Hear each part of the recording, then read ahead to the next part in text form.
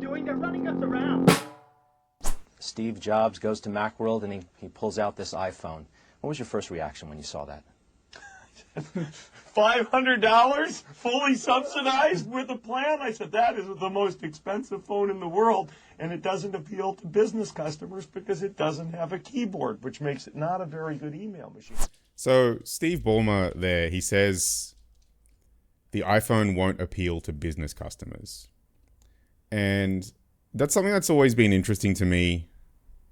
It's kind of since the iPhone was released, right? Everybody talks about it as, you know, one of the last kind of big, good innovations, the fun kind of new things that tech brought along.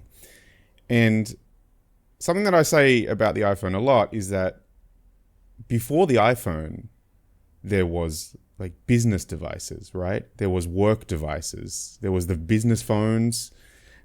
I mean, I'll use phones as the example because it's really easy, right? But I think this really applies across the board. Right, there was tech devices that were for business users, and there was kind of consumer devices, consumer phones. And I think this is something that, I think this is key to a lot of people talking about tech used to be fun, right? And how tech is kind of homogenized now and boring and kind of samey. There's no innovation, there's no fun stuff anymore. And if you look back at the old phones, right, there was like segmentation, right? It wasn't just that, you know, we have that before the iPhone, after the iPhone, you know, before it was all colorful and experimental, and after it's black slabs. It's not just that contrast. I think you have to look at the fact that there was segmentation, and phones specifically were not held back by trying to satisfy these two competing kind of purposes, right? Of the business and pleasure, or, you know, social life, or, you know, everything else, right? Being a person. You know, that wasn't those opposing forces were not being addressed by a single device or a single piece of software, a single product. And the thing about that is when you do have to satisfy, or at least address both of those things, the business purpose is always going to be dominant. That's why I called this video, you know, everything is work now, because I think that's what happens as well, and what is happening, right? You have all of these, you know, general purpose software products and tech products with AI, right? I mean, AI, as I've said before, like LLMs and generative AI, like ChatGPT, is the ultimate, like, general purpose. Even, you know, you could argue whether there is any purpose at all, right? But these are Swiss Army knives in the derogatory sense.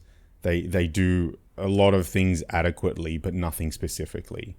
And so to still satisfy, or at least attract, the business customers, because that's where the money is, right? That's why Steve Ballmer, like, you know, he said that before the iPhone was actually released. That was just after it was announced.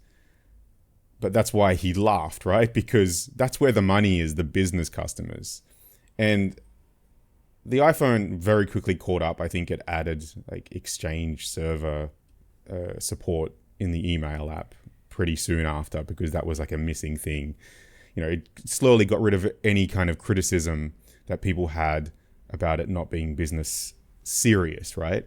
And that's the thing, serious. Like business, you can't do experimental fun stuff if you need to attract or seem like a serious business product or serious business tool. And that's kind of what we're stuck in now. And I think it's kind of helpful to look at it as like a cyclic thing, you know, like a diamond cyclic thing where you have segmentation, and segmentation comes into this general purpose, try to do all of those things in one. And I think to look at it in an optimistic way, perhaps we have now hit peak general purpose. I don't think we have. I think that this is going to go on for a long time. But you could look at it in an optimistic way and say, maybe now we've created a perfect platform for segmentation to occur again, and for things to start getting fun and, you know, what we define as innovative. But it's not going to happen without that segmentation.